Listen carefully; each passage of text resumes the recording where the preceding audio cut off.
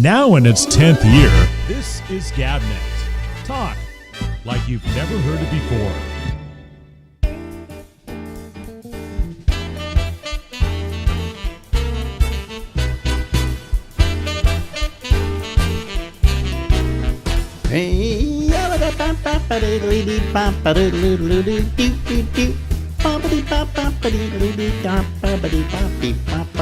Hey everybody, I'm coming to you live from Harlem in New York City. This is the Ramble. I'm Alex. We'll be here till midnight. Ladies and gentlemen, his name is Lawrence. His last name, Brown. Middle name, Boobels. How are you, Larry? Good. Just got back, worked this weekend with our old friend Dana Carvey. Oh, really? How's he doing? That was nice. His first stand-up in over 8 months, and had a Well, he big crowd. stopped doing it because his son died, right? Right, yeah. So Yeah. And what kind of condition was he in? Was he okay? he was great. He had notes on stage, but he had a huge crowd, and they just loved him. So he killed. You say he had notes on stage. When you say that, what does it mean exactly? I mean, does he actually read from the notes, or what goes on there? What's the process? He just looks down and reminds him of bits. He's got those big yellow legal tablets, and he's got his bits tend to be really like 3 to 5 minutes each. So he just, I guess, has a header and to remind him, but he was not hiding them. And Yeah. hell, I bring out notes to look at a couple of jokes I can't remember. Oh, really? Okay. Don't some comedians write them on their hand or something? Did you hear me? Did we lose him? We lost him. Yeah, here, we'll call him again here. I don't know how that happened. Okay. I don't know how that happened. That's okay. Yes, I did. Welcome to the wonderful world of Skype, which we're using, that always fails. Anyway. Yeah. So let's get back to cheating. Dana was looking at notes, and I actually had some notes that I pulled out, and I was just doing a very short set. So. And you pull those out to remind you of stuff you do? I just had my jokes are mostly one-liners. I can't remember them all, and I didn't want to forget. There's a couple I didn't want to forget, so I just looked at those. What's a joke you thought you might forget? There's a new one. I had to close my account at the sperm bank. It was getting 0 interest.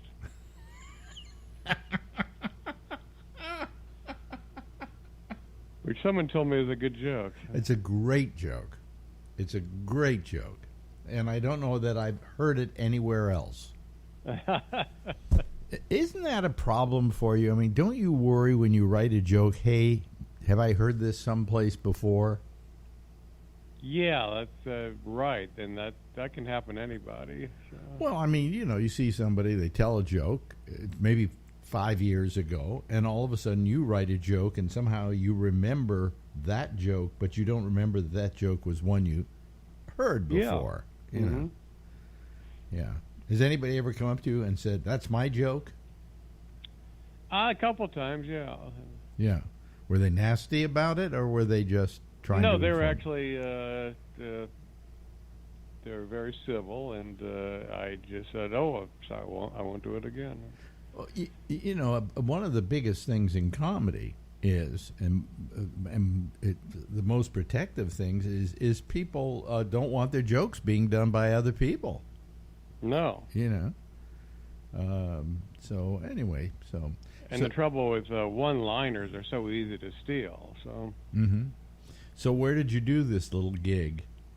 This was, believe it or not, at an indie casino in a place called Oroville. Yeah. Which is way outside Sacramento. And what's an Indian casino like? I've never been in an Indian casino. Is it like any other casino? Well, the Indian casinos tend to all look alike, although there's a couple that are really beautiful I was at. But, this was a pretty let's see, it was a 6-story building, and the room we were in, it was just a flat room with 1,300 seats. Okay. And it just went back forever. It looked like something where Joseph Stalin would be giving a speech. It was just. It went back forever. You mean it wasn't as wide as it was long? Yeah, it's very long, and Yeah. like there's 1,300 seats in it. So Now, it's an Indian casino. Are they all decorated the same way, like looking like they're Indian? no, but they are like the old casino. I forgot how bad it was when you walk in. Everybody's smoking. Oh, really? Okay. Do they call them Indian casinos now or Native American casinos? I always hear Indian casino. Maybe that's not proper. It's probably not proper. I don't know. Indians was something that we named them because when Columbus came over, he figured this was India. The West Indies, yeah. Yeah, or I think India. He thought it was India. Oh, really? Wow. Yeah, he was looking for a He short. was way off. He was looking for a short route to India, and he went in the wrong direction. And so we now celebrate once a year a day for a fuck up. You know. Yeah.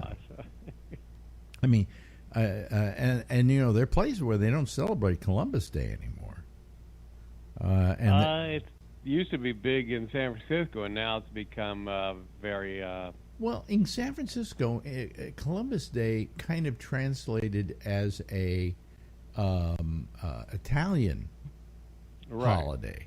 You know, that it was a celebration of Italians, and so that was how Columbus Day was celebrated. It was celebrated more as a celebration of being Italian. But what they've done is they don't want you. I don't think we're going to celebrate it anymore because the forces of good, or as they're better known, the wokes, decided that he was an oppressor of the American Indian, and he wasn't. He just came here and he saw these people and he said, "Oh, they're Indians. Oh, they're from India," you know. But you know, they were robbed, and they deserve to be able to get a free casino, you know. So I don't mind it.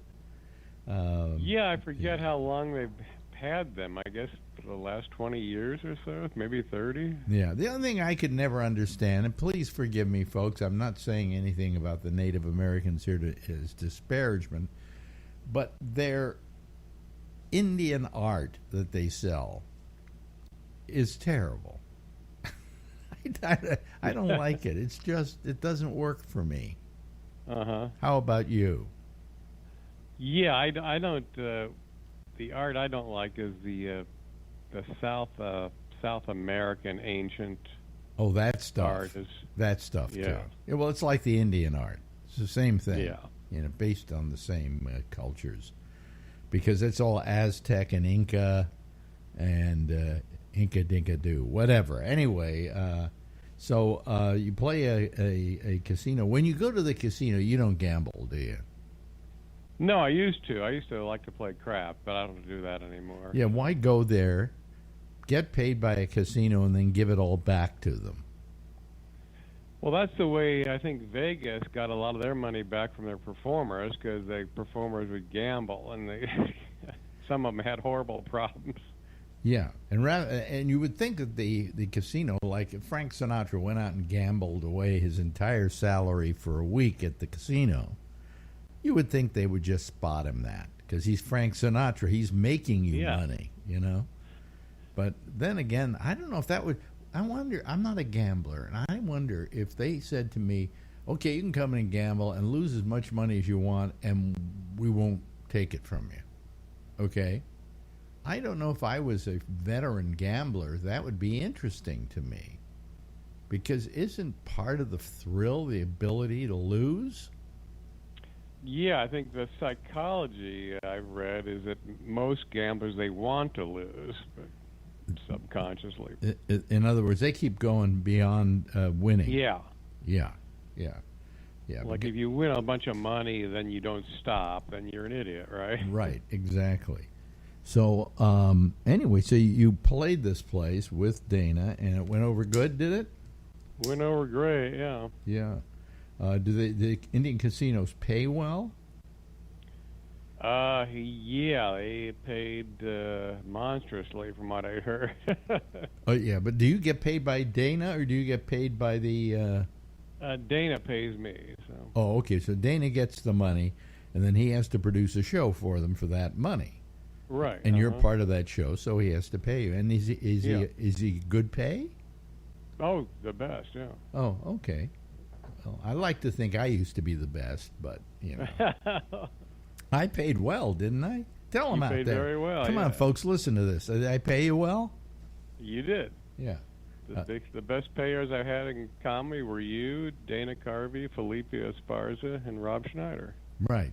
And I didn't pay as much as those guys do, because in modern times, I probably would have paid you as much as they're giving you. You know. Well, you were also paying more than just me in those shows. You're paying a lot of comics. Yeah, yeah. But I always told Gary, who was the guy who doled out the money, I always said, I want you to pay the comics the best money we can and still make a profit. I said, because, I'm in show business myself, and I know what it's like to, have to live on the money you make from your talent.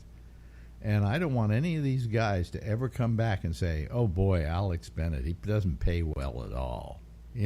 I didn't want that. Yeah. And I didn't want it just for myself. I wanted it for the comics. So I always told them, let's just overpay them, and we did. On many an occasion, we were willing to overpay, Sometimes we'd have a headliner like Bob Goldthwait, and he'd make a chunk, okay, but we never negotiated with him. We never negotiated. I don't think we ever negotiated with you, did we? No, I had no idea I was getting paid till I got the check. And then you were always happy with what you got. I was always happy, yeah. Yeah. So, in other words, the job here of Rob Schneider or Esparza or any of them, do you get paid by Esparza as well? Uh-huh. So he gets paid a chunk, and then he hires you to open for him. Right. Right. And how many minutes do you have to do now? Just 15. 15 minutes, folks. But that's why he's so good. He has a tight 15. Tight 15. Well, your act is a series of one-liners. Pretty much, yeah. So and you just come out and hit them with that, and it gets the crowd focused. Well, and, if they tell you 5 minutes, you do 5 minutes. If you do 10 minutes, you do 10 minutes. What he does is, because they're all one-liners, it doesn't matter. He just knows how many jokes he has to fold into that period of time. You don't argue and ask for more time, which I've heard people have done with some big acts, which is not a good idea. Yeah, well, here's my question to you. I mean, now I forgot what the question was. It had to do with, we were talking about paying and jokes and then yeah.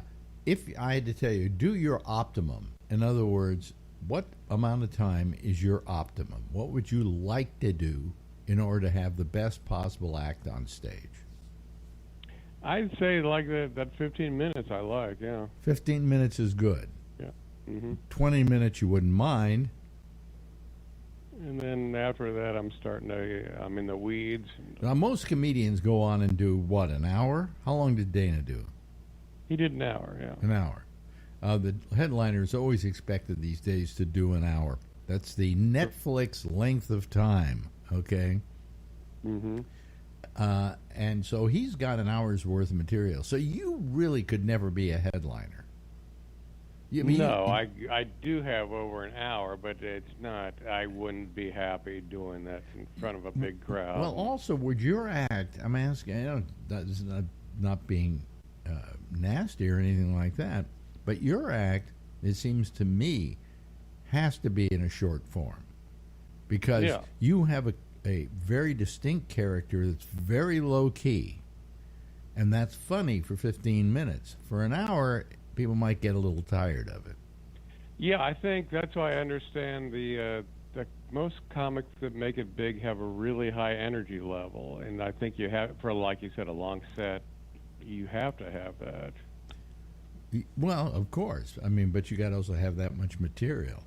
Otherwise, you're going to put them to sleep. Now, does Dana write all his own material? Oh yeah. Oh yeah, okay. Because some comedians don't. Some comedians have writers. You know, for the longest time, Bobby Slayton had writers. Did you know that? In the early days? I know he'd always take jokes, buy jokes from people. He'd buy jokes from people. Well, he had certain guys. I can't remember. There's one comedian he always relied on who wrote his act.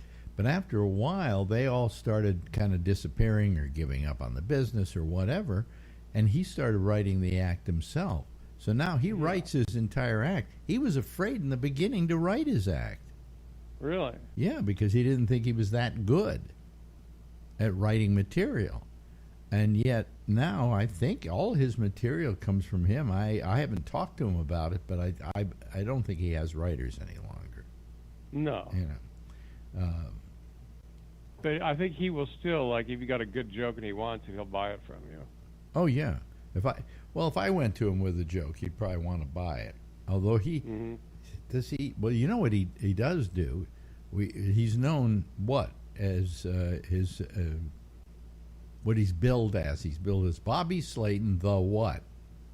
Pitbull of comedy. You know who made that up, don't you? No. Me. Oh, really? Yeah.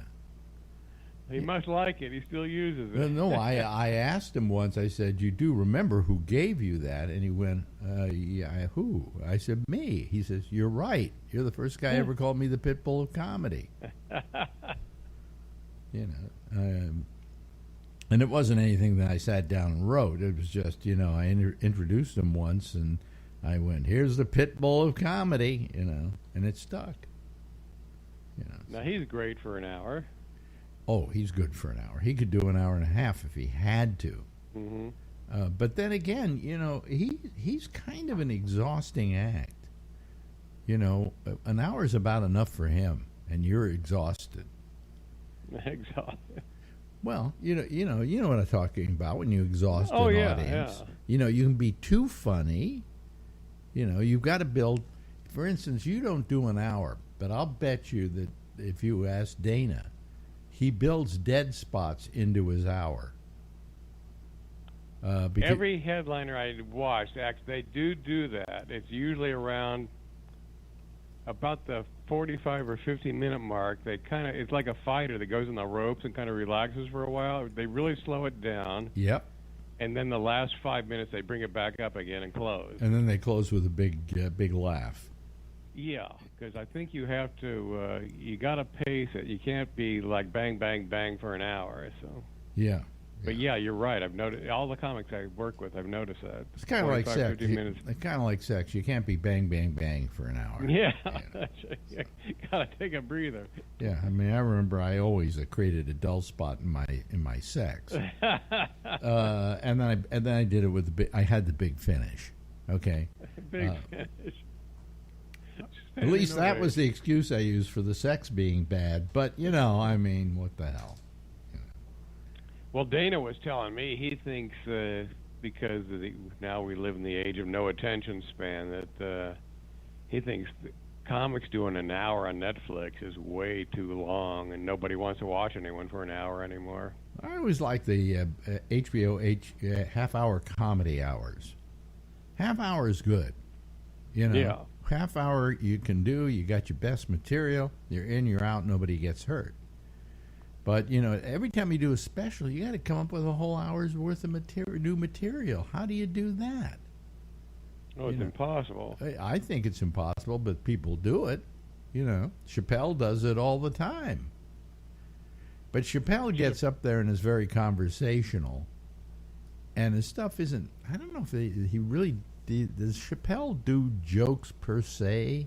No, it's all conversational. It's all conversational. But it's good. He's very smooth. Yeah. But anyway, so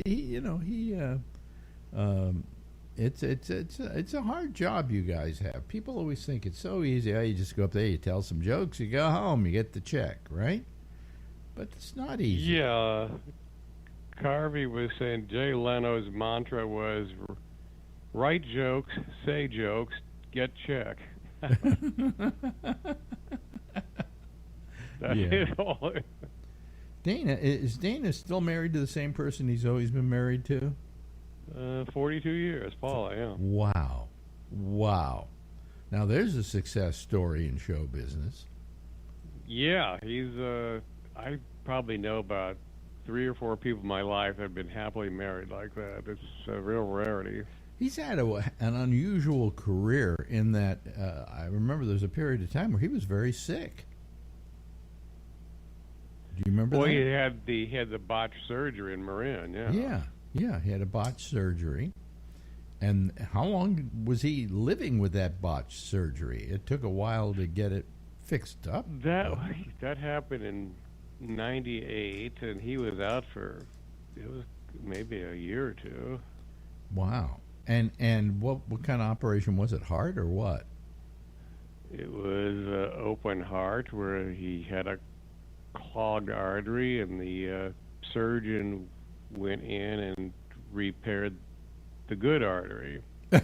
Oh, Jesus Christ. Yeah, so Dana, 2 weeks after the surgery, he said he's doing a little hike, and suddenly he's getting the same pains he was having before the surgery.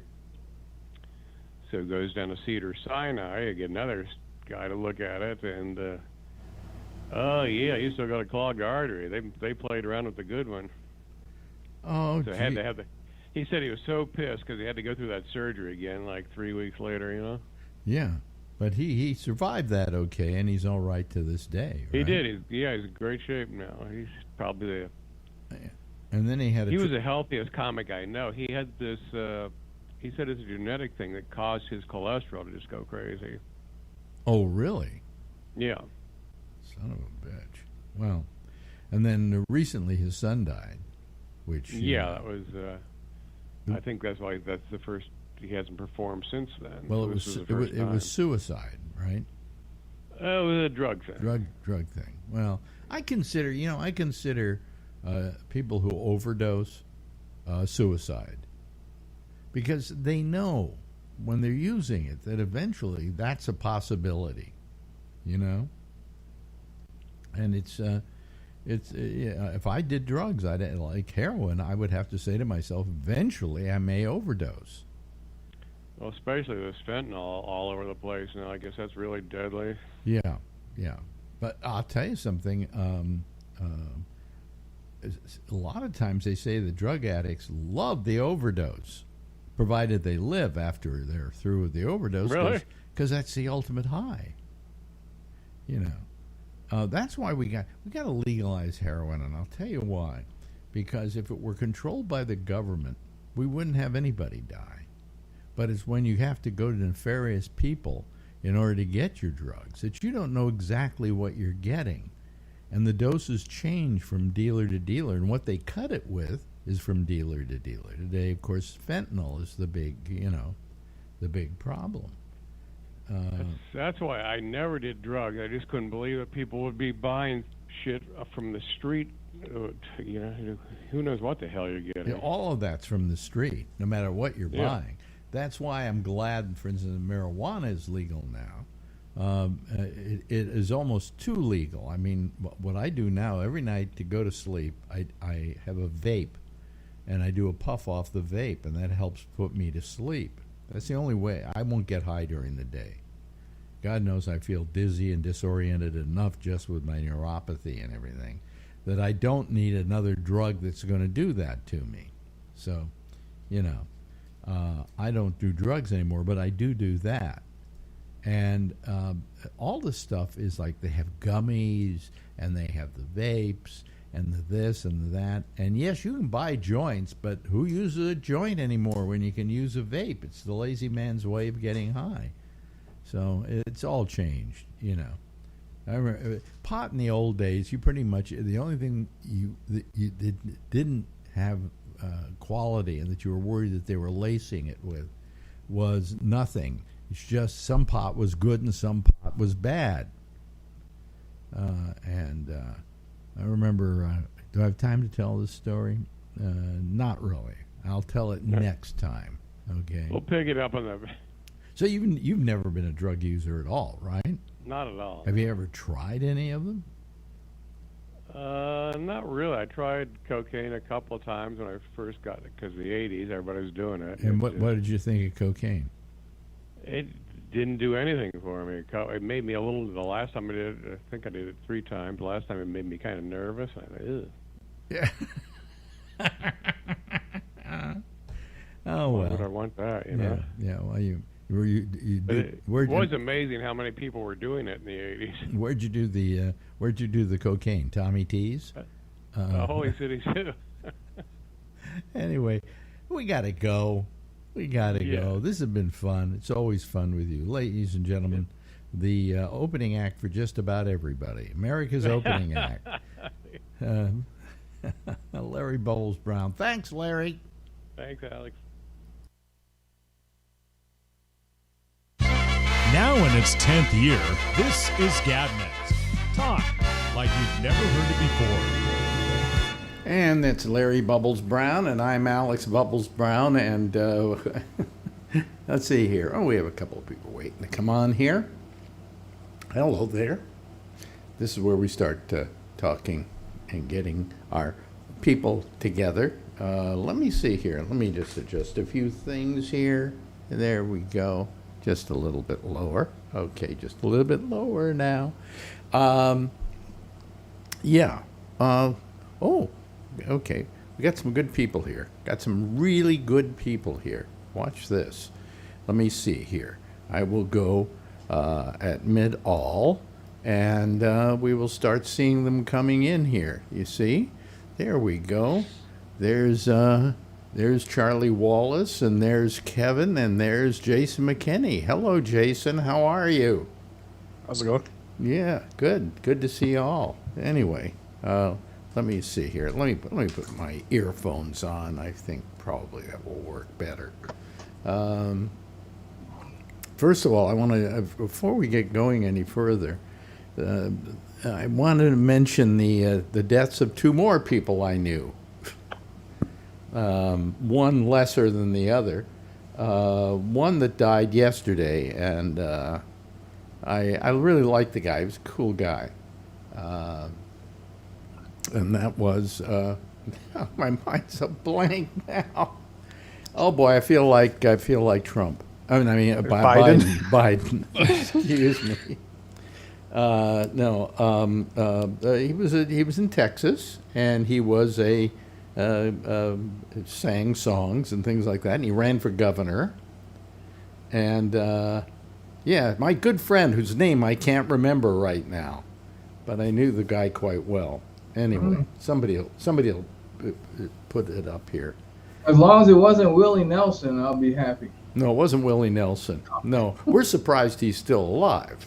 You know, It wasn't Jack Bishop, was it? no, it wasn't Jack Bishop. It was what's his name? God damn it! I'll remember it before the show's over. And then also today we lost Martin Mull. Oh, wow. Oh, really? I didn't hear that. Yeah, and I briefly knew Martin here in New York, and I remember my great story. I saw him. I was walking in front of Carnegie Hall, and I saw Martin, and I had known Martin through my radio show, and I yelled over to him, "Hey, Martin!" And I walked over to him, and I said, "How you doing?" He says, "I'm doing okay." He says, "But I'm moving out of New York." I said, "Why?" He says, "My career's at a standstill.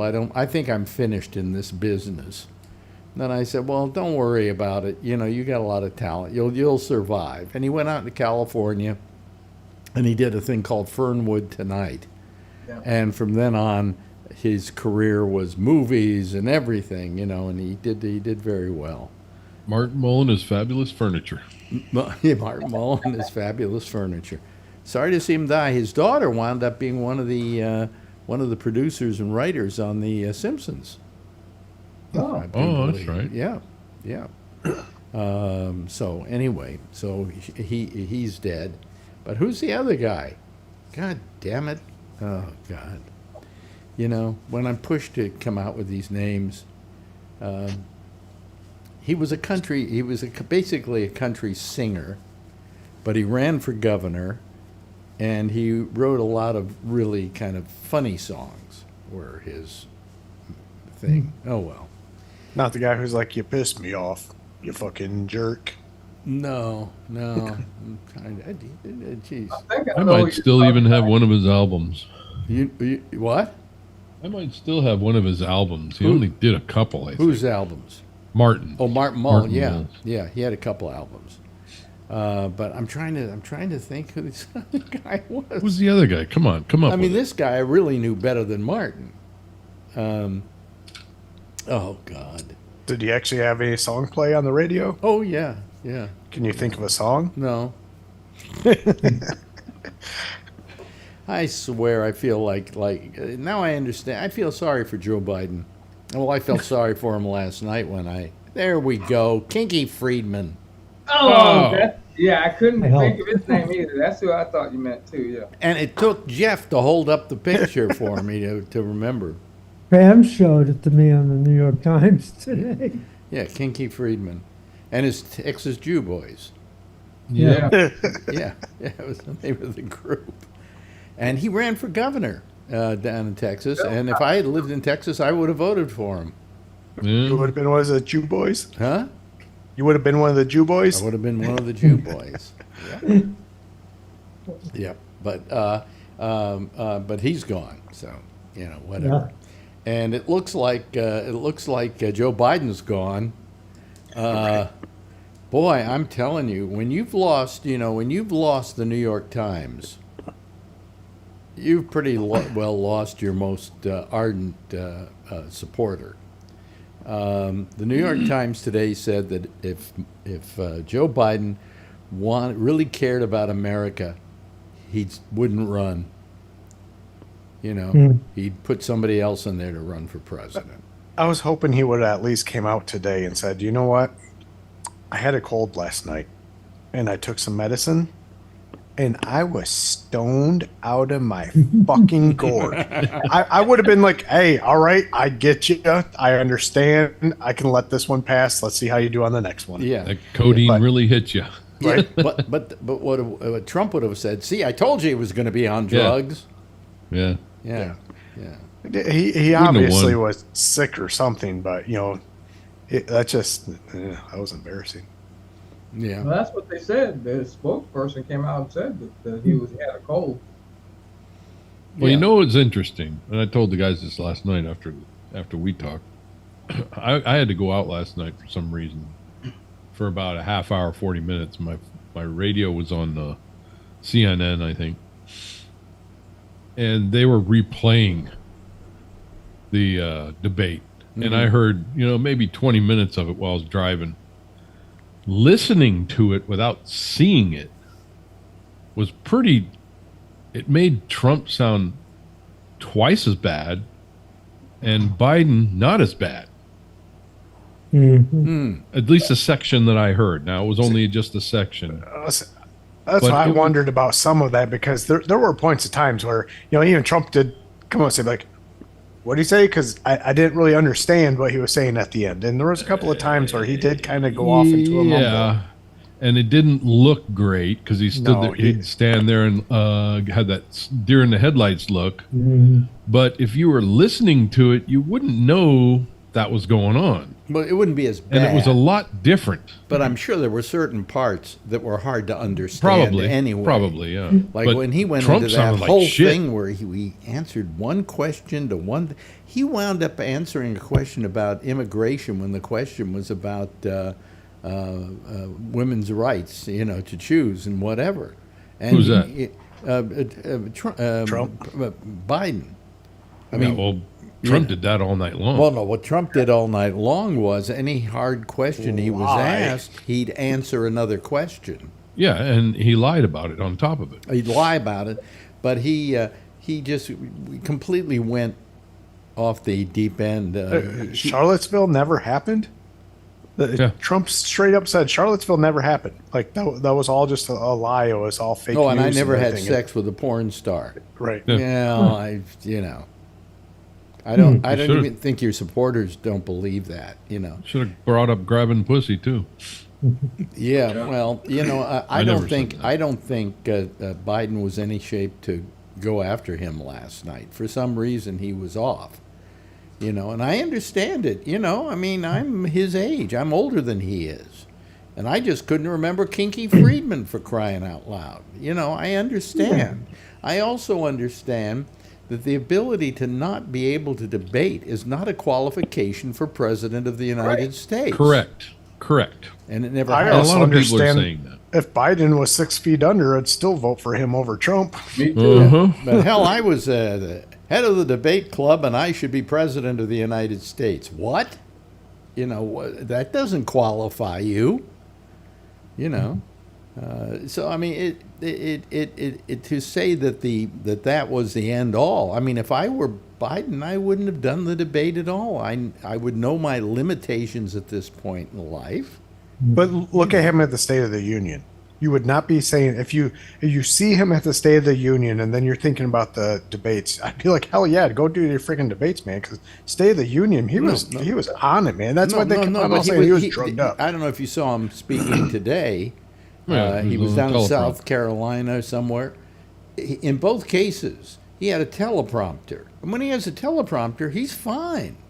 But when he has to be extemporaneous these days, forget it. Now, I saw him on an old Letterman show just tonight before I came on here. This had to be when he was running against Obama for the nomination. Man, he was so lucid it was ridiculous. And then I saw the debate that he did with Trump back in 2020, and he was terrific. He was just great. What you saw last night was an entirely different Trump, and I don't buy that it was cold medicine. And I don't buy that he had a But cold. that's what he could have sold it to be, and I think that's where he made a mistake. Yeah, he should well, have said, "I was stoned out of my mind." I think but the show better must go on. the better excuse that he had was the one he gave today in that speech in, I think it was South Carolina, in which he said, "I'm not as young as I used to be, as you may notice." He said, "I don't walk as well as I used to. I don't speak as well as I used to, and I certainly don't debate as well as I used to. But I can tell you one thing, and basically he said, I'm honest. He said, I'd tell the truth. I tell the truth." And that was that was great. I don't know who wrote all of that, but that's the perfect way of explaining it. It doesn't matter if I can't walk as well as I used to. It doesn't matter if I sit there with my mouth wide open while I'm listening to somebody give an answer. None of these things matter. What matters, can I run this country? And you can't tell that by the way I walk or the way I talk or whatever. And I agreed with that. But one thing I did think was funny, like as soon as he walked out, I was like, "Oh man, there's a doddering old man walking out there." But when Trump was walking out, I was like, "Oh, wait a second, his walk ain't much different either." No, it's about 2 years younger, is what it is. 3 years younger. That's but all. it was still they were both very slow walking out there. They weren't these big steps and chest held high and everything, and neither one of them were like that. So Yeah. that's where America needs to realize Trump's is only a couple of years younger than he is, and he is nowhere near as physically healthy and physically fit as Biden is. Trump was teasing Biden about falling off of his bike, but Trump would never. I mean, he would never even try to get on a bike. Right? He can't even ride a bike. No, he can't. He can't. But then they got into that whole thing about who was a better golfer. I thought Yeah, that that got was- to, Yeah, that was crazy. that was getting really down and Petty. petty. Not down and dirty, down and petty.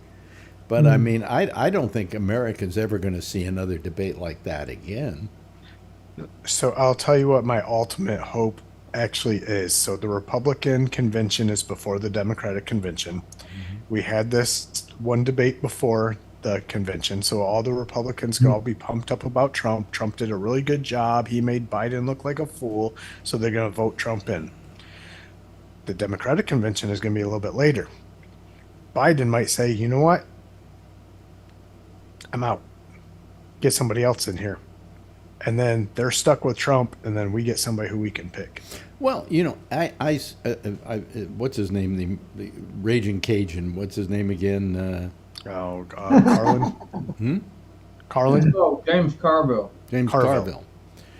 Said that he was on a show I was watching. He said virtually anyone younger than either of these candidates could win the election without even breathing heavy. Yeah. He said, and if we had a younger person go in, I mean, the worst thing for the Republicans now is for them to completely yell and scream about how Biden is not ready to be a president again. He can't be president again because he's out of it.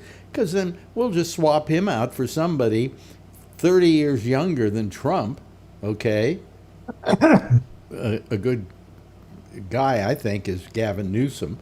He could probably take him in any debate with his eyes closed and his hands behind his back. I think Gavin Newsom is way too much of a liberal that people will not like. You know, that's that California stuff that people are going to sit there. Listen, I don't care. I don't care. So, but I just have a better idea. I'm saying Gretchen Whitmer, my governor. I think she could sit there. Nobody knows who she is. Oh, bull crap. Everybody, you watch these Sunday shows, everybody's saying they want Gretchen to run. They want Gretchen to run. And she can easily sit there and say, you know what? These Trump guys have came after me before. They tried to kill me, and I took them out. So, you know what? Okay, I'm ready. I'll buy that even Gretchen Whitmer could probably beat Donald Trump without thinking. She would cremate him. Yeah, but I mean, Gavin Newsom could cremate him, too. I mean, ask Kevin. How good is Gavin Newsom, Kevin? Yeah, he'd probably take him out pretty easily. Yeah. He's a good talker. It's just the rest of the country is just going to look at that and say, "Oh, you got this California." Yeah, you'd have the South all. You'd have the South all over, and that's where they'd be about. And that's what I'm saying. At least with Gretchen, the South is on Trump anyway. Trump's going to win the South anyway. They're going to win the South anyway. It's the other ones that you're going to have to lure over, and I don't know how much of the independent side that you would get on that side. Mm-hmm. You know, that'd be a hard sell, but you might get enough. Yeah. So you're saying Gretchen Whitmer? That's who you're going with? Anybody else? Somebody else they were suggesting Shar or something. I can't remember the name. Well, if you can't remember the name, then it isn't. Yeah. You know. Well, the governor of Illinois, Pritchard, I've seen him pushed forward too. But then Gavin Newsom, doesn't he like bow down to Kamala? You know, like so much. I would never run against her. I think I may be wrong on this, but I think he was sleeping with her at one time. Yes, I think that's what the rumor was. Oh, sorry. Yeah. I don't know. I can't get past that voice, man. It's just she sounds so much like a country club elitist when she talks. That's the one thing about her I cannot stand. Well, I happen to like her a lot. You know, I think she's okay. I think people are not giving her a proper vetting when they think about her because, you know, most vice presidents are you ask anybody, what do you think of the vice president? Well, I wouldn't want to see her or him as president. You know, the vice president always has a bad time. So, you know, but I think, for instance, if she became president, I think she'd do okay. You know, I don't think she'd do a horrible job. And I agree. It's just, like I said, it's just the way I hear her talk. To me, she sounds like an elitist. Her voice is not as appealing. No, it is not. It's like she's nasally, just it like makes her sound like a snob elitist. I can't. I don't know. And what's wrong with a snob elitist? I don't want a snob elitist to run me or run my country. You know, you're an elitist. Do you know how the middle class feels? Do you know what the middle class or the poor people go through? Or you just want to go sit there and play your tennis at the tennis court or the country How do you club? think, Kevin, because you live out in California, so you live every day with Gavin Newsom, how do you think he would do as president? Would he be a good president? I don't know. I have problems with him. What do you have? What are the problems? Just some of the things he does with the money, it just bothers me. He throws money around in strange ways, and You know, I get pissed off at him, and I just don't watch him sometimes. You know, he does some weird stuff with money. You know, one second he's saying he's fixing the roads, then he's gonna dump everybody, give everybody a check. Why are you giving away checks? We need that money to go somewhere else. You know, with that gas thing going on, and then he decides during COVID he's going to give everybody a check because they were inconvenienced during COVID. I didn't think that was right. You know, there's just some strange things that he does. I get he's trying to help people out. Was he the governor that wanted to give every black person in California a check? Yes. Yeah. But screw the indigenous people that you took the land from. Yeah. You know, it's the same thing. You know, why do you pick and choose? You know.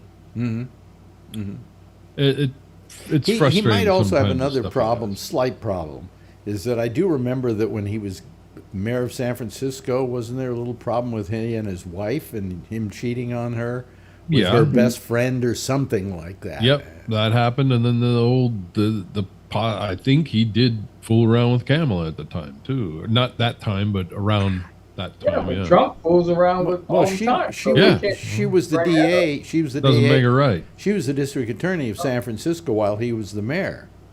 You know who didn't fool around with? Same time. You know who didn't fool around with Kamala? Gretchen Whitmer.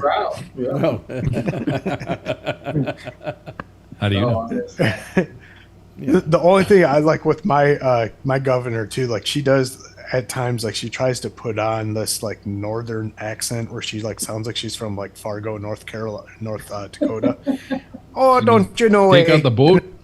Take out the boat. That's what I'm talking about. And it's like, that's not how we talk in Michigan. Stop that, because that is another thing. People will look at you and say, I cannot stand the way you talk, and I will not vote for you. What other Democrats are a possibility? Somebody was saying that Buttigieg is in the mix. Yeah, I would like to see Buttigieg myself. I think he's very smart. I think he's very efficient. He's smart. He's got no baggage. It's just that he's gay, and people don't like that. Well, that's baggage. Okay. I don't call that baggage. What baggage is that? Well, I would call it. It could be two baggages banging against each other. But I like him too. He moved to Michigan too and became a Michigan resident. The guy is smart. He doesn't stir shit up. He just goes in and gets shit done. I think he's done a pretty good job with the transportation department. He hasn't stirred anything up. I don't know. I like the guy. I think he's terrific. I think he's terrific, and I like him. I think he's, There's Sandy something. He's a senator from Ohio. I think he would actually do really good too, because he's from Ohio, and Ohio, will vote for their own, and they're usually more linked to the right. Yeah. Talking about Sherrod Brown? Sherrod Brown, yes. Yeah. He would be really good. I really think he should. That's who I was thinking of. It wasn't the Sherrod's the last name; it was the first name. So, how do you think this debate last night affected Biden's chances? Oof.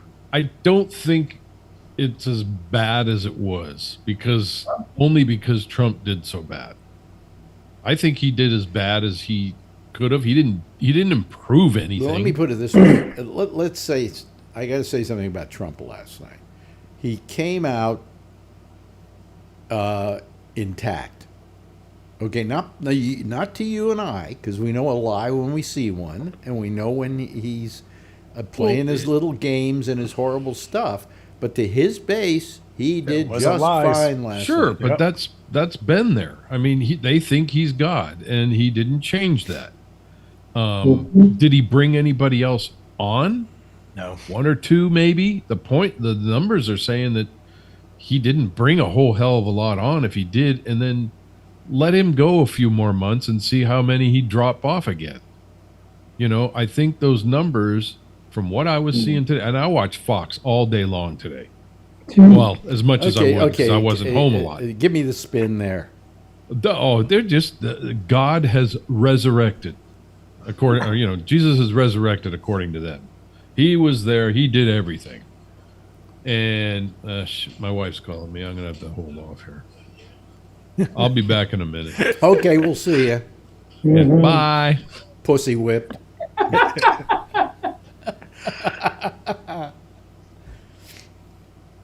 It was a pretty you know, I mean, when I rewatched some of it today, and I found it hard to watch. You know, I mean, I felt so bad for Biden, but worse than that, I felt so bad for myself and for you and every American. And I said to Marjorie this morning, after thinking about it, I think and today we have the Supreme Court to make a couple of decisions which were off the wall, like that. Scare me. Yeah, I said to Marjorie, I think today is the day democracy died in America. You know, because of the debate last night and the way the Supreme Court is voting today on letting one of the people who was a July 6th attacker. June 6th. June 6th. January. Or I'm sorry, January. January 6th guy. They said, well, you can't charge him with insurrection. Or was it insurrection? Was that what they couldn't charge him? Was it impeding an investigation or something? What is it? Impeding the... yeah, tell her to let him get stolen. Bye. Okay. Anyway, no. What was the thing today with the Supreme Court? What was the term they used that they? It was like impeding an investigation or something like that. Well, it was impeding. It was impeding the government from doing its job, basically, and they said you couldn't arrest him for that. What? Obstruction of justice? Is that what you're Obstruction? Yes, obstruction of justice. Something like that. Yeah. I mean, but what? You know. Yeah, they overstepped, is what they said. But how is that overstepping? I have no idea. I mean, I don't know what that ruling was about. I went, what the fuck are you talking about? This guy. You're illegally inside of the Capitol. Even if you didn't do anything, you just walked through, but you were illegally in there with the rest of them, your ass should be charged. Well, you probably crawled through a broken window to get there. Oh, no. The police were welcoming them in. Yeah. I They saw took all a crap the all videos. over. They took a crap all over Nancy Pelosi's desk, and they were rubbing it all over the walls. Oh, that's where the bathroom is. Yeah, I know. Yeah, they were just wanting to visit the Capitol and see what, you know. It just They stayed inside the ropes. Yeah, remember that? Oh, and then Trump last night trying to blame Nancy Pelosi. Yeah. I offered her, the reserves. She turned it down. She admitted it's all her they have fault. film of Alexandria Pelosi, her video of her mother sitting there calling on the powers that be, get some police down here now. But it's her daughter's fault that It's her fault, all came out. That Nancy Pelosi admitted she got the guard and was offered the guard, and she turned it down. And her daughter in her documentary showed that she did this. But why isn't the press today making more of these blatant lies? CNN did a lot today. They were covering a lot, like this was a lie, this was a lie, They had a this was lot to do. But, right. But they should be pointing out more, like how much of a lie. Why didn't your little minions last night who work for you call him on those things? Or at the very least, when they would ask him a question and he would answer another question or go back to something and hope he can run out the clock enough so he doesn't have to go back to the question they asked, they should have just said to him, and they did on one occasion, but only one. A couple of times they did it, yeah. They should have said, Mr. President, because that's what you call him, will you please answer the question? And if you don't answer this question, we're stopping the whole debate right now. Ooh. That's what they should have done. Because they could And say, then CNN would have gotten blasted for being, one-sided. They could say we stopped it because he wasn't answering the questions that were being asked. Yeah, but you know what the base would have said? They would have said, "Oh, they're being CNN. There they are." You know what I say? And to then the that's base? what he would have done. He would have said, "See, that's the kind of thing they would have done. That's why they did it with CNN." I got you. Oh, I get it. I got your base right here. I got you. I know, but that's what they would have done. Yeah. So they were trying to be fair, quote unquote fair. Well, I mean, it's bullshit, but that's probably what was going on. And Jake Tapper kept going back and he would say back, he would read back the question. Now, I'll give you another 60 seconds. Here was the question. Would you like to answer it? And he'd read back the question, and then he'd go off on another frickin' rail. Yeah. You know, it was, he gave him the chance. Go ahead, Jeff. Those guys are wimps as compared to people who used to talk about the president in I don't know, like 40 years ago. It was a total different attitude. Well, they're worried for their jobs. They're worried for sponsors. They're worried for a lot of things. Where in the old days, you know, what happened was where everything went wrong is there was a period of time where the news departments at the networks weren't expected to make a profit, because that was the thing that the networks would point to with pride as their crown jewel.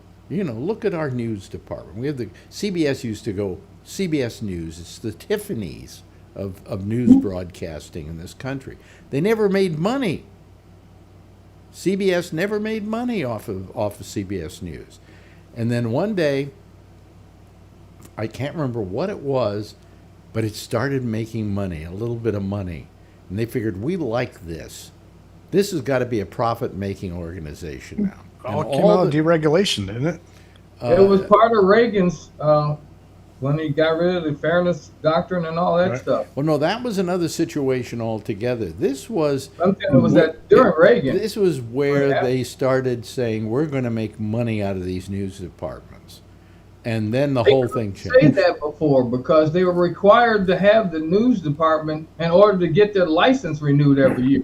They had to show some kind of community benefit. No. What that made possible was for Fox News. You're talking about the deregulation of federal, of communications, in which they said that you didn't have to give equal time to opposing viewpoints.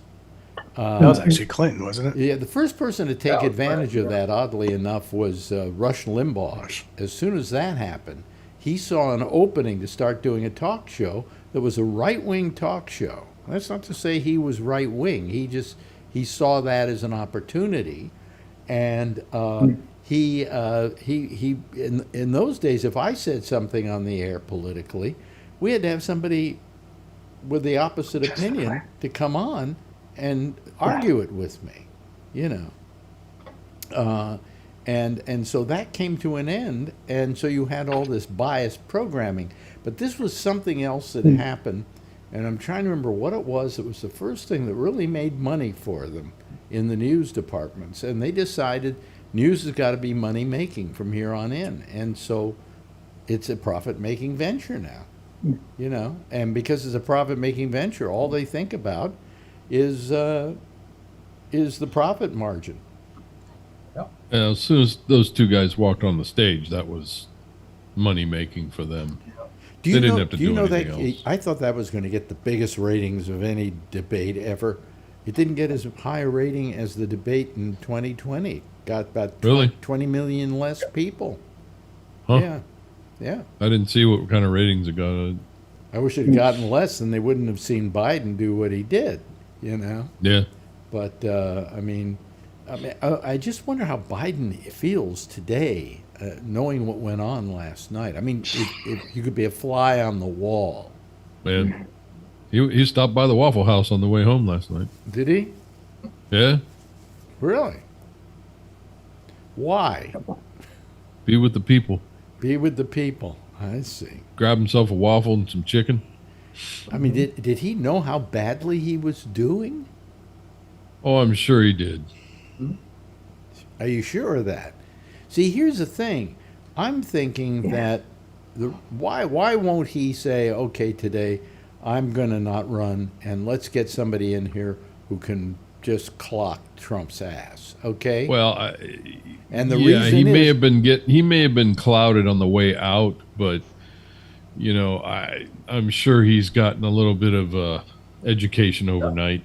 Yeah, but the thing is that I think he isn't saying, okay, I won't run because of his ego. It's ego. It's the only thing that's keeping him there. Why should he run again? What does he need this for? You know? I truly think he cares about the country and he knows what might happen. If he cares, I think if somebody if walked he up and truly cares about the country, he would step down. right, but you got to know who's going to be there and who is that.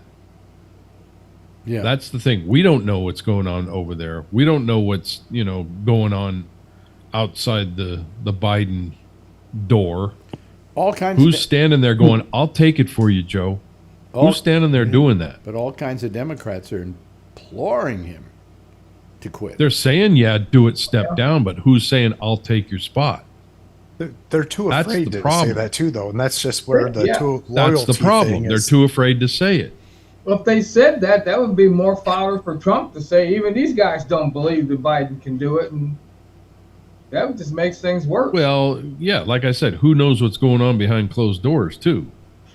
There could be guys going up there and say, "Hey, if you really don't think you can do it, I'll take it over for you. Think about it." Mm-hmm. This is just overnight. Give it a couple of weeks and see what happens. Well, he might be sitting there thinking about this. Given a couple of weeks, last night's gaffe will be forgotten. There you go. That happens too. Yeah. And the same thing will happen with Trump. And he's going to go out there and make all kinds of noise at these rallies and start doing his dumb shit again and continue to lie. And he's going to start whatever 2 or 3 extra points that he may have gotten, they may fall off again. Well, I'm hoping that what last night's supposed victory for Trump right. did I still don't see it as a victory. was embolden him to stupidity. That if he gets emboldened enough, he might make a major mistake. He did nothing new last night. Nothing. Nothing to at straight all. up say that Charlottesville never happened. That was extremely he increased huge lie. his fascist fucking bullshit. That's all he did last night. That's the only thing he did last night. He didn't tell us what he wanted to do to the country and make it better. He just said, "I'm going to make it better." What? What are you going to do? That's what's scary, though, is he has enough people behind him to make this race even competitive. There were 2 real gaffes last night that Trump did. Number one, he said, "You elect this guy," pointing over to Biden, "and he's going to increase your taxes 4 times." And I thought about that, and I went, what's the average tax in America? About $28,000? 4 times is more than 100% of your income. He also killed millions and millions and millions of people. Yes, that because too. of COVID. Yeah. That too. Then also these immigrants who are coming in, they're killing hundreds and thousands of American women every day. Yeah, but the other thing that he said that nobody, I didn't hear anybody complain about it today. He said, if elected president, I am going to get the guy in Russia, the Wall Street Journal reporter, released from jail before I take my oath of office. Well, wait a minute. He was in jail when he was in office. Does he have any power?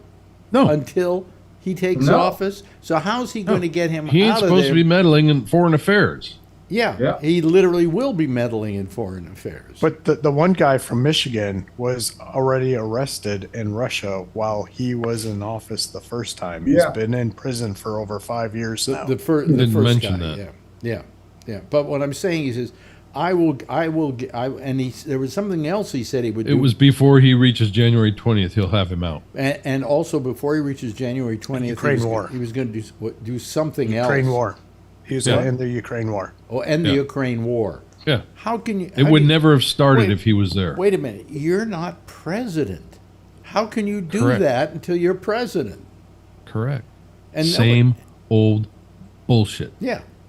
But nobody.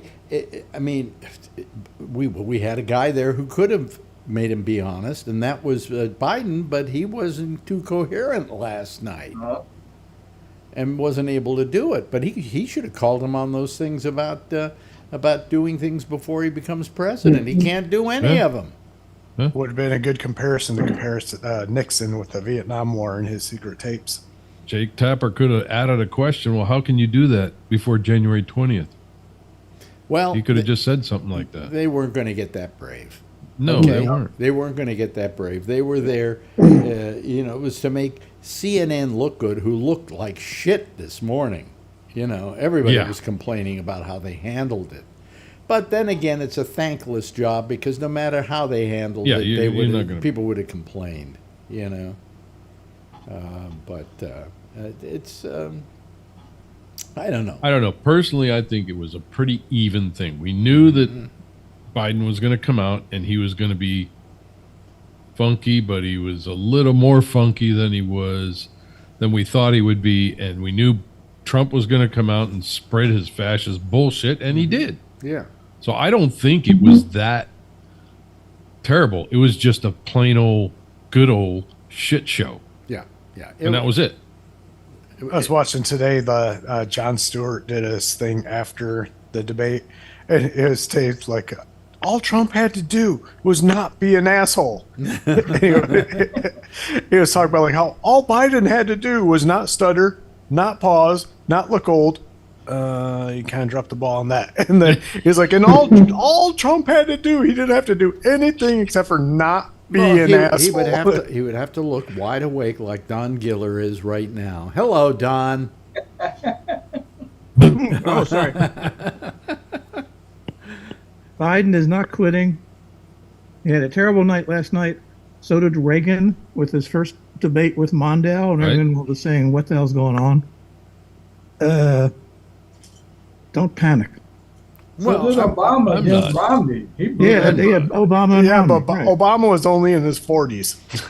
They didn't bomb in quite the same way. I mean, the way that he bombed last night was in the way that people were looking for him to, for signs that, he might not be lucid enough. Well, Did you see his speech today? yeah, but that was on teleprompter. That wasn't off. So what? Well, what? So what? It's easier to read a teleprompter and look like you're lucid than to He try could have to stumbled, ad-lib. and he didn't. I think he did a couple of times. I just saw this, and I have no idea. Newsweek tweeted that that undecided voters after the debate are going for Biden. Go figure. Well, I think the next thing he should do is probably get arrested and be charged with something and be found guilty, because it certainly has helped Trump. Well, that's Not really. And that's where at one point where he's bringing up Biden's son, I wish he would have said something like, he's not running for president, I am. Yeah. Yeah. Well, I mean, well, the best part was when they were comparing golf scores. yeah, right. we mentioned that earlier. Hello? I'm sorry. No, that was the lowest part of the evening. Yeah, that was Going, what? That was the bottom. Have they I was ever waiting played for him to around whip the out golf the together? cards. Yeah. Have they ever played around the golf together? No. No. But they were almost going to. I was waiting for him to head for the cards. I mean, I'll walk. I'll walk. I was just as despondent last night as probably you and everyone else was, but today I'm feeling more confident. It's a one night disaster, Yeah, I agree. and it's late June. It's time to recover. Yeah, think long term. What's this day trading kind of thing? I read about. It's just relax. Oh, okay. I'll chill. Okay, thank you. I'll go now. No, don't go away. You must stay with us. Once you join us, you must stay with us. Says who? Oh, I don't know. Cabinet law. It's it's the internet law. He knows internet pretty well. Yeah, I'm looking for the bylaws now. Let's see. Oh God, you're right. What? I gotta stay. Oh, Damn. I see. Have you? By the way, let me ask you this question, because have you found that do you find YouTube a pain in the ass? Is this a general to everybody or No, to you. To you. No. Because I find, for instance, you find everything a pain in the ass? well, of course. Depends on what kind of porn I'm watching. Well, the pain would be in the front. Yeah. Well, anyway, no. I mean, for instance, I do the show, okay, here, and I put it out live, and so there's a version of it that's the live version, and then I go back and I upload a video of it, a file of it, so that I have a second copy that goes up that is the non-air version. Okay, you get me? They're both identical. They're both identical. Okay. Okay. So how are they? One Okay, gets I'm sorry, go ahead. one gets demonetized all the time, and the other one doesn't. Mhm. And I don't. Well, yeah. I mean, your particular use has its pitfalls, evidently. So yeah, I the mean, biggest- we all can't speak to the issues that you're having because they're unique to what you're doing. But yeah, that sounds ridiculous. Well, the biggest pitfall is I'm still doing this. You know. It's always the live version that they say that. Well, you never monetized your stuff. Yeah, it was like the smartest thing I ever did. Not monetizing. Yeah. Yeah, well, I don't think I would have either, because I would feel the same way you did. It's not your material. Well, yeah, but yeah, well, that's the primary reason. But is it? You can look up on the internet celebrities' net worths. Yeah. You know, and I looked up my name because I'm a celebrity, and it says that I'm worth $1 million because of YouTube. Dollars? Because Well, they were off by $1 million because they're basing it on the amount of views that I get on YouTube, yeah, but and assuming that I'm monetizing it. well, all they have to do is look at it and see there are no commercials in your. Although Yeah. there probably is, oddly enough. Actually, there are commercials now. Yeah, well, they are because because other No. content owners have monetized it. no, also because YouTube has monetized it Yeah. for YouTube. Yeah. Okay, so that while you weren't wanting to make any money off of it because you found that to be patently dishonest or whatever because it wasn't your material, They don't wanna get caught. They have no compulsion about not charging, not running commercials and making money for themselves. So, Well, okay. yeah, All part of the, Mm-hmm. yeah. Anyway, so, well, I've run out of things to talk about. Anybody? when you go on vacation. I really don't know. We haven't figured anything out yet. That's so crazy. Like you got the money. First thing I would have been it's like, Yep. I'm gone. I'm out of here. Like Me too. I've always wanted to go here. I'm going here. Yeah, but you have to understand that I'm 84 years old. I don't walk as well as I used to. There are a whole bunch You of can factors. pay people to cart you around. That's what I'm Yeah. figuring. Yeah, and I got to take Giller along with me because I have to spend that checky money somewhere. yeah, because I'm holding the check. Yeah, but I don't know. We want to go somewhere, and I think we'll do it soon. We'll do it fairly soon. You're invited. You can come to my place. On vacation? Well, call it a Staycation. call it a couple hours. Oh, it's not even a B You and could B. fly to San Francisco and then fly back to Don's place. You're right. I could do that. I could do that. Yeah. Yeah, Get but I'm a not waiting 10-hour up. trip. Well, I was thinking of going out to California for a little while, but I don't drive anymore, so that's out of the question. So I don't know. I haven't Well, figured. you it got out people out here who can drive you around. You know that. Yeah. yet. Yeah. Alan's out Uber. here. He'll drive you. Uber. Brian, he said he'll take you anywhere. Oh, Brian Yeah. said I'll he would drive you. actually pick me up and take me places. Yeah. Yeah. I'll drive you. I mean, from one state to the next. What? You're going to drive him from one state to the. You're going to cross. Take him down to the border. I'm going to take an airplane. I'll take him down to San Diego and we'll go look at the wall. It's wide open right now. Yeah. So anyway, I haven't figured out where to go yet, but I had one thing I wanted to do. I thought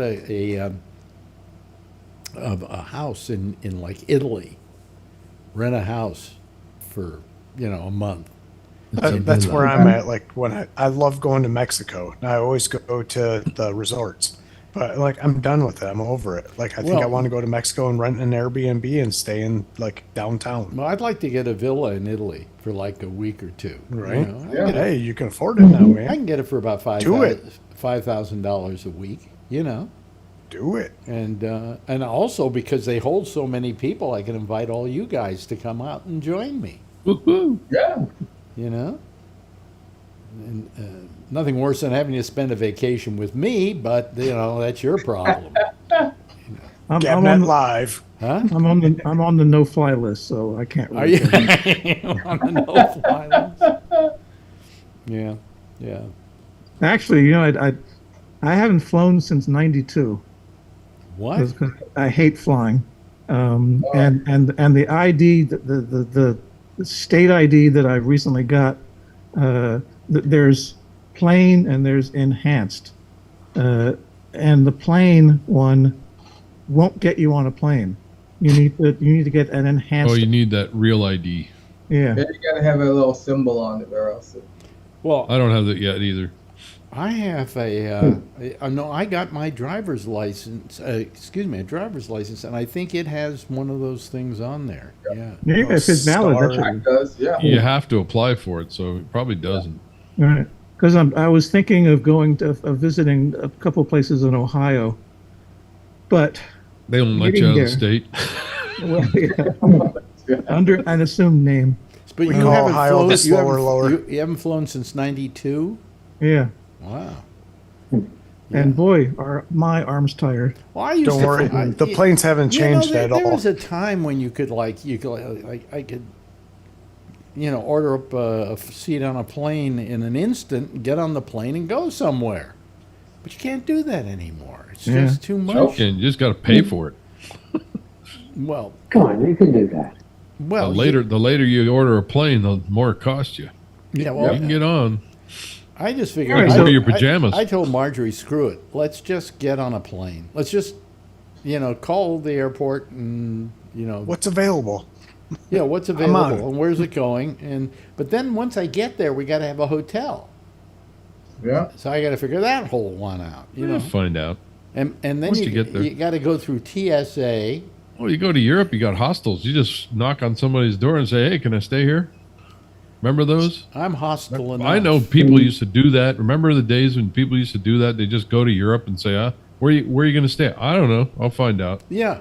Well, that's the way I They used used to do that it. all the time. Yeah. You stay at a hostel. Well, a day before, I'd maybe have my business manager or somebody I knew or a travel agent that I was using just call to Paris and get me a room. Yeah. All right? They don't do that anymore. They go, when do you want to go? We have some things you can go on in November. And I'm going, I want to leave tomorrow. I want to go now. Yeah, they've cut everything down so bad Yeah, that they want to fill the planes, and then you got to go from, if you want to go, nowadays, if you want to go to Houston, you got to go through Denver, and then you're going to go down to Phoenix, and then you're going to make a left in Vegas, and then you're going to get to Houston. Yeah, You know, but if I've seen flights going to Portland that take 12 hours. if I want to go to Europe, and I want to get a room and stuff like that, I can't just do that right now. If I want to do a cruise, let's say, you can't get one. I want to get on a cruise tomorrow. Sorry, you can't do that. Why can't I do that? I got the money, Just stay home. Yeah, that's what I got a cube. I've got things I can do here, like go over and see Don. Or Don can come see me, but he doesn't leave the house. So, I left it today. Did you really? What did you do? Yeah. Went to the post office. Wow. Yeah. Write this down. What's it like? It's scary. I walked by the post office today. We went out to lunch.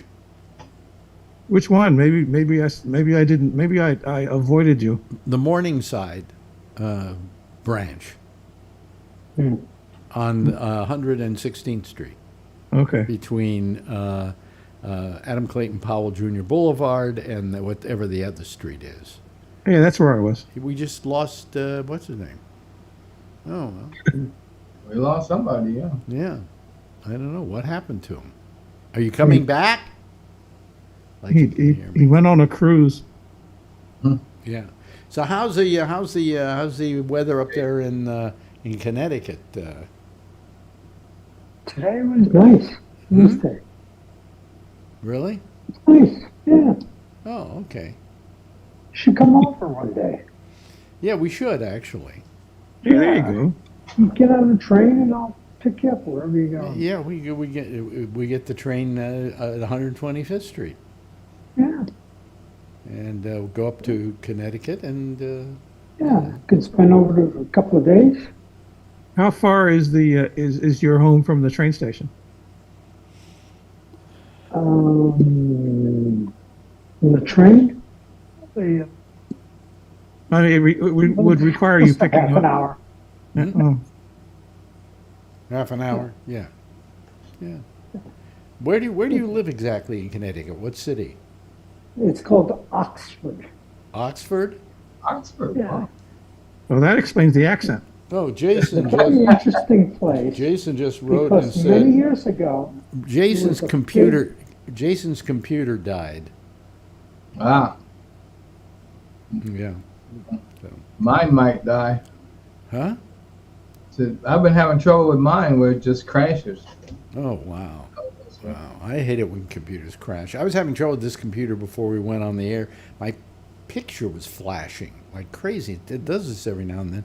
And then I finally, at the last minute, solved the problem. I turned it from, what was it, 60 hertz or something to 75 hertz. And the flashing all stopped. So I'm good to go now. So that's great. We got another, 2 minutes left here. Oh, There's What's Oxford. that? there's Oxford, Oxford. right there. Can you point out to your house there, Jeff? Yeah, step outside and wave. how about now? Can you see Oh yeah, it? there you are. I see you. Yeah, you're in the northwest corner, not corner, but area of Connecticut. Yeah. And he lives in a place with a swimming pool. Do you see Actually, a not- swimming pool there? Not at all northwest corner. Wait a minute, 2 swimming pools, you say? We got an indoor and an outdoor. You're near New Haven. But you're in a complex that has these pools, right? Yeah, it's all for seniors. Oh, really? Yeah. Oh, well, I don't know if I want to hang out with a bunch of seniors. You know. You don't have to Yeah, talk to them. it's very close to Manhattan.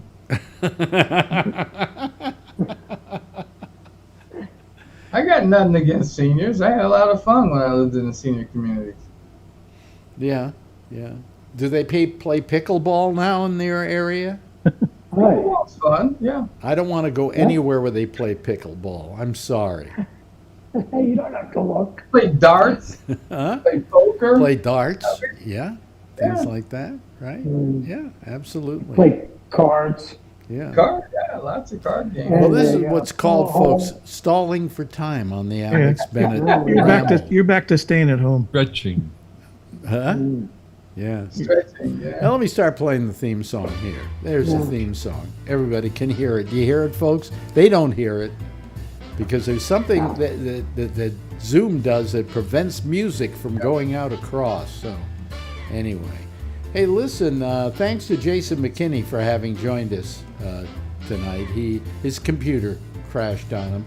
But it's great to have you here, Jason, and, anytime, please. Kevin, good seeing you again tonight. Always a pleasure. You're an intelligent and a good spirit of a human being. Yes. Charlie, the same might be said about you. And the same might be said about Jeff. Giller, You got 2 minutes. You're there's going to be commercial time that's not going to be filled. Can I monetize this? I guess I can. We didn't even say any 4-letter words, so Not yet. don't Damn. say any. Don't say any. Don't say any. Darn it. Anyway, hey everybody, give a big wave goodbye, and I'll give a big wave goodbye back at you. Okay, there they go, folks. That's our citizen panel for tonight. They'll be back again next week. as we do a citizen panel on Wednesday, but we'll also do one on Monday. We will be taking calls on Zoom, and it'll go out over Facebook at 4 o'clock. It's our pop-up show. And then we'll be back again right here on Wednesday at 10:30 Eastern Time. In the meantime, it's Amy Manuel, who is next over most of the same GabNet with her fine gathering. She'll be taking your calls on Skype at GabNet Live. As I said, I'll see you again next Wednesday, same time, same station in life. And in the meantime, as always, if you see her, tell her I love her, okay? Night, everybody.